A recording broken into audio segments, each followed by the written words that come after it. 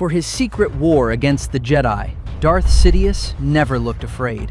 Then Mace Windu ignited his purple lightsaber in Palpatine's office. Within seconds, he had the Sith Lord pinned to the floor, blade inches from his face. And for the first time, the same dark power that never failed him was suddenly his own worst enemy. A fighting style the Jedi Council never trusted, a shade some called a warning, not an honor. Let's find out what that color meant and why it shocked him more than anything else. So what made this one confrontation different from every other Jedi who'd ever gone up against him? Every Jedi he'd fought before reacted to darkness the same predictable way, with calm, with control, with restraint. This time was different. In this video, we're covering the Jedi Master who helped Windu build this technique and lost himself to it completely. The specific ability Windu had that let him sense danger before anyone else in the room could, and the real reason Palpatine's face never looked the same again. And there's one thing Windu understood a second too late, something standing 3 feet behind him. But we'll come back to that. In Star Wars Legends, Mace Windu didn't just master a 7th lightsaber form. Together with a fellow Jedi Master, he helped build the only style ever created to survive it. It's called Vapad, and according to Matthew Stover's novel Shatterpoint, it works by courting the dark side of the Force in combat instead of restraining it. Every other lightsaber form keeps a Jedi's calm intact. Vapad does the opposite. It lets the fight's darkest energy in and dares the wielder not to drown in it. Windu's blade color reflects that. Blue, Jedi discipline, fused with red, Sith aggression, into violet. It isn't decoration, it's a warning label.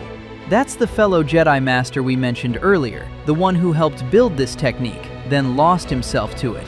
His name was Sora Bulk, and he eventually lost that exact gamble, defecting to the dark side entirely. If that's the kind of lore and deep dive you're here for, hit like and subscribe. Windu was the only known practitioner who ever mastered it without being consumed, which is why the Council kept such a close watch on anyone who tried, presumably with a very specific form to sign first. If you ask me, that single fact, one man who could stare into the dark side and never blink, makes Windu far more unsettling than anything Anakin ever became. And that difference is the one thing Palpatine never planned for. For him, Jedi predictability wasn't an accident, it was the foundation of his plan. As the film itself lays out, every move of the Clone Wars was engineered from his office. The war he secretly started, the army he maneuvered the Jedi into commanding, and the narrative that made the Order itself look like the aggressor. He'd spent years cultivating Anakin's fear of losing the people he loved, knowing exactly which lever to pull the moment it mattered. That final piece needed the Council to come for him, the way Jedi always do. With restraint, with procedure, right up until Anakin could be pushed into seeing it as a coup. It's a plan built and rebuilt over roughly a decade of manipulation, with almost no room for error, except one flaw baked into the design. It assumed every Jedi would react to him the same way.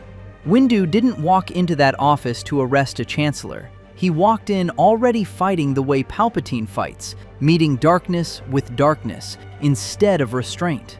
For the first time, the man across from him wasn't playing the role the plan required. So Windu had already beaten Palpatine's playbook before a single blade was even drawn. But breaking a strategy and breaking a Sith Lord in single combat are two very different things. And that's where this gets genuinely strange. So how does meeting darkness with darkness actually win a duel against a Sith Lord? Watch the blade work before a single bolt of lightning is even thrown, and the fight already looks wrong for Palpatine. Vapad doesn't move like the elegant, flowing forms most Jedi use. No graceful arcs like Makashi or Ataru. Legends material describes short, broken bursts that snap into unpredictable angles, barely a passive guard position. Every block already the start of the next strike.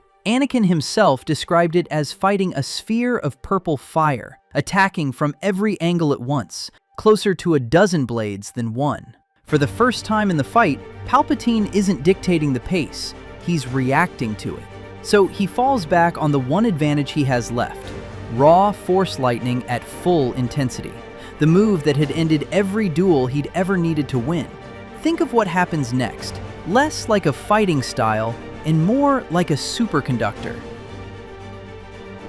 A superconductor doesn't resist a current, it channels it, with almost zero resistance, straight back out the other side. That's functionally what Vaapad does to dark side aggression. Instead of blocking Palpatine's rage, it absorbs it and redirects it back, turning his own intensity into fuel. The angrier Palpatine gets, the more energy Windu has to work with.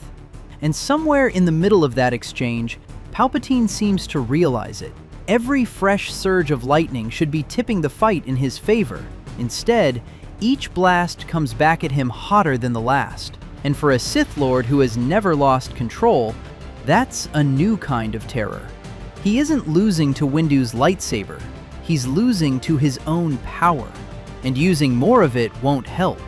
You can feel that panic in every blast that follows.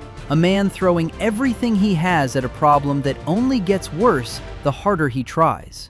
There was nowhere for that power to go, except straight back at him. Windu's blade catches the lightning and throws it into Palpatine's own face, and the film is explicit about the result: the scarred, twisted features he wears for the rest of the trilogy. Actor Ian McDiarmid has described that moment as the point where Palpatine finally gets to lose the hypocritical face he'd worn for decades. Lucas reportedly told him to think of his human appearance as a mask over something else. Whether that's raw damage from his own reflected power or a mask finally cracking, the outcome is the same. The disfigurement isn't a curse from outside. It's a direct readout of his own strength, turned against him by the one man built to do precisely that. That already explains why Palpatine lost the physical fight. What it doesn't explain is how he still managed to win the war in the same room. And that comes down to an ability most fans have never even heard of. The ability comes from Matthew Stover's novel Shatterpoint. Windu can sense shatter points, pressure points in the Force, where a person, an object, or a single choice is about to break. According to Stover's novelization of Revenge of the Sith, Windu admits Vaapad alone couldn't overpower Sidious. Shatter points gave him the actual edge. Standing in that office, Windu wasn't guessing that Palpatine was dangerous. He could feel it, the way you'd feel a hairline crack under enough weight. That's a Force ability built to identify precisely this kind of moment, the collapse point of a republic, standing in front of him in a chancellor's robe. And for one perfect moment, Windu was right. He had found the shatter point of an empire before it even existed. But shatter points don't always arrive in time to matter.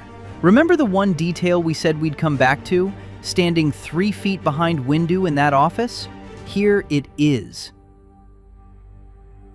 Windu didn't miss it. He felt Anakin coming through the Force before the window even broke. Anakin wasn't just a witness in that room. Across the entire saga, he was the pressure point everything else pivoted around. And the exact moment Windu understood Palpatine's shatter point, his trust in this one boy, was the same moment Anakin was already at his shoulder. Not what you'd expect from the one man built to see this coming. Or is it? It's the kind of tragedy that only makes sense in hindsight. The ability that let him read Palpatine's entire plan in an instant couldn't buy him the 1 second he needed. Here's my honest read on that final second. I don't think Palpatine's panic was pure performance. His own weapon had just been turned against him by a man immune to the one trick that had worked on every Jedi before him. And for 1 instant, before Anakin's blade came down, I think even Sidious genuinely didn't know if he'd survive his own darkness. Windu had already beaten the galaxy's most dangerous Sith Lord, using the one style built to survive him. He lost anyway. Not to Palpatine's power, but to a single second he never had.